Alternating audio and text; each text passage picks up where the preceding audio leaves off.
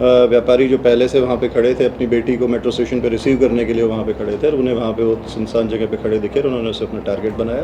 ये पहले से इस चीज़ का प्लान कर रहे थे। जो इन्वेस्टिगेशन का काम है वो क्राइम ब्रांच ऊँचा गाँव की टीम के द्वारा किया जा रहा था और काफ़ी मेहनत के बाद कल आरोपियों को 26 तारीख को यहाँ से छैसा के पास से गिरफ्तार किया गया। 4 आरोपी हैं।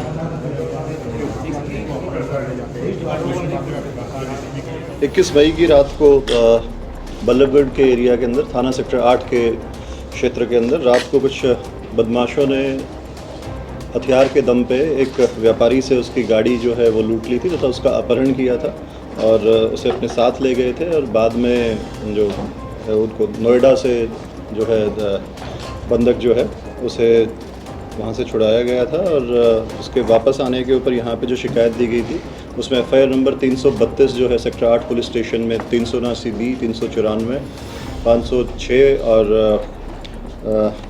365 के अंदर जो है दर्ज की गई थी। उसी संबंध में जो इन्वेस्टिगेशन का काम है वो क्राइम ब्रांच ऊँचा गाँव की टीम के द्वारा किया जा रहा था और काफ़ी मेहनत के बाद कल आरोपियों को 26 तारीख को यहाँ से छैसा के पास से गिरफ़्तार किया गया है और जो आरोपी जिनको गिरफ़्तार किया गया है उनमें से एक का नाम चरण है, दूसरे का नाम विक्की है, तीसरे का नाम अनिल है और चौथे का नाम भारत है। एक अन्य आरोपी था जो वारदात में इनके साथ था, उसकी गिरफ़्तारी अभी पेंडिंग है, उसकी गिरफ़्तारी के लिए प्रयास किए जा रहे हैं। सभी आरोपियों को गिरफ़्तार करके अब माननीय न्यायालय में पेश करके उनका रिमांड लिया गया है। रिमांड के दौरान जो व्यापारी जिसे बंधक बनाया गया था उसकी सोने की चेन जो लूट ली गई थी वो चेन को बरामद किया जाएगा और गिरफ़्तारी के दौरान इन लोगों से एक देसी पिस्टल और 6 जिंदा राउंड जो हैं वो बरामद किए गए। कार लूट का था या उसका अपहरण था? जी, इन लोगों का पहले से ही लूट की योजना बना करके ही ये वहाँ पर इंतज़ार कर रहे थे और जब ये बाटा के पास पहुँचे तो वहाँ पे व्यापारी जो पहले से वहाँ पे खड़े थे, अपनी बेटी को मेट्रो स्टेशन पे रिसीव करने के लिए वहाँ पे खड़े थे और उन्हें वहाँ पे वो सुनसान जगह पे खड़े दिखे और उन्होंने उसे अपना टारगेट बनाया। ये पहले से इस चीज़ का प्लान कर रहे थे। सर, इनका कोई पहले से कोई क्रिमिनल रिकॉर्ड है? जी, जो मैंने बताया जो 4 आरोपी गिरफ्तार किए गए हैं इनमें से एक आरोपी के पहले 7 क्रिमिनल केसेस हैं जिसके अंदर पहले भी लूट की वारदातें और छीना झपटी के हथियार के दम पे जो छीना झपटी के मामले हैं वो पहले से दर्ज हैं और एक अन्य आरोपी के खिलाफ 2 लड़ाई झगड़े के मुकदमे जो दर्ज हैं। बाकी 2 आरोपी जो और हैं उनका अभी कोई क्रिमिनल रिकॉर्ड अभी तक सामने नहीं आया है। रिमांड के दौरान ये पूछताछ की जाएगी। बात करें शिक्षण योग्यता की, कितनी योग्यता है, कितने पढ़े लिखे? इनमें से एक आरोपी चरण जो है वो 10th तक पढ़ा हुआ है और अनिल जो है वो अनपढ़ है और एक ओयो होटल फरीदाबाद के अंदर चलाता है, बेसिकली पानीपत का रहने वाला है और जो भारत है वो 12वीं तक पढ़ा हुआ है। फरीदाबाद के अलावा कहीं और भी इनके द्वारा कोई रैकी पहले नहीं की गई, ये सिर्फ और सिर्फ इन्होंने प्लान बनाया कि हमने वारदात करनी है और उस टाइम पे रोड पर आ गए और वहाँ पे जो भी सॉफ्ट टारगेट नजर आया उसी को इन्होंने टारगेट।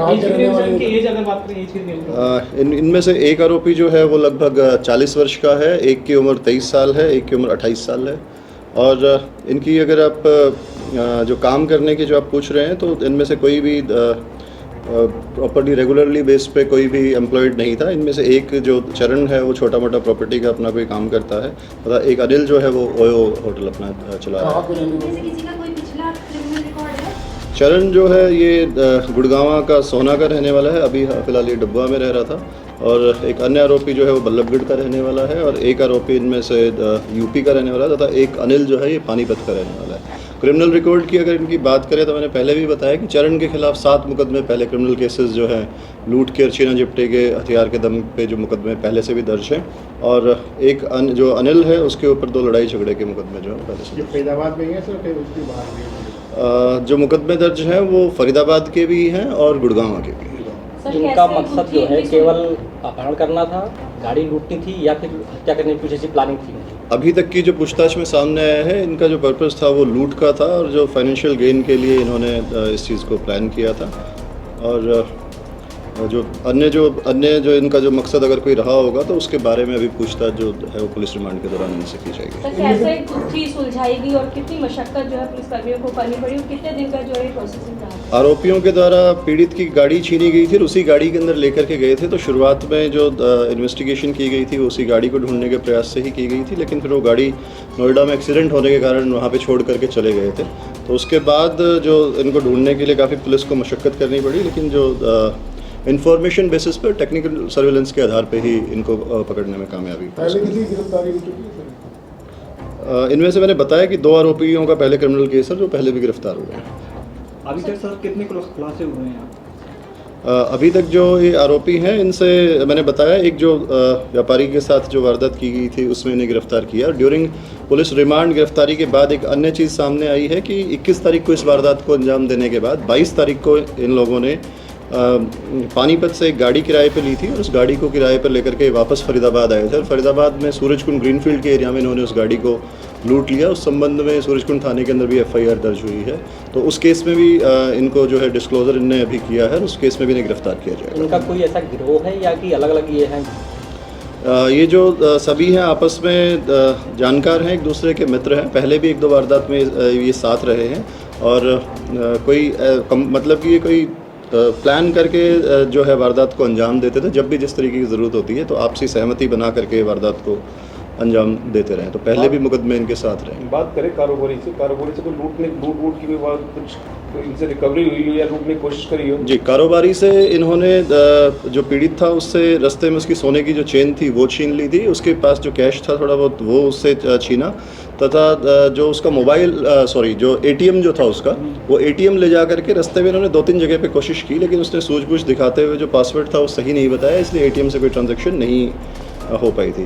जो ATM है वो आरोपियों से बरामद किया जाएगा और जो चेन है वो उनसे रिमांड के दौरान अभी बरामद की जाएगी। कारोबारी को ले जाने की प्लानिंग कहाँ थी, कहाँ ले जाना चाहते थे ये पहले इनका कोई प्लान ऐसा सच नहीं था, लेकिन जब उन्होंने वारदात को अंजाम दिया और उसके बाद जब उसे लेकर के पैसे निकालने की जो कोशिश कर रहे थे, उसी दौरान इन्होंने ये प्लान किया कि इसको ऋषिकेश ले जाने का इनका जो इरादा था। उसी संदर्भ में नोएडा होते हुए आगे बढ़ना चाह रहे थे, जहाँ गाड़ी का एक्सीडेंट हुआ और जो प्लान था उनका उस हिसाब से एग्जीक्यूट नहीं हो पाया।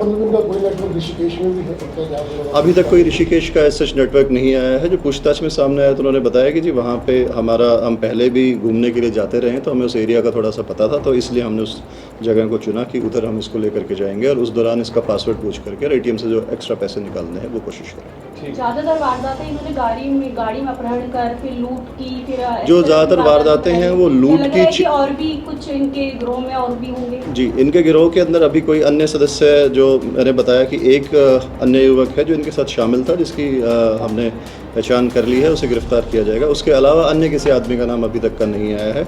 और ये बात ठीक है कि पहले भी इन लोगों के द्वारा हथियार के दम पे लूट कर छीना झपटी की वारदातें जो हैं वो की गई।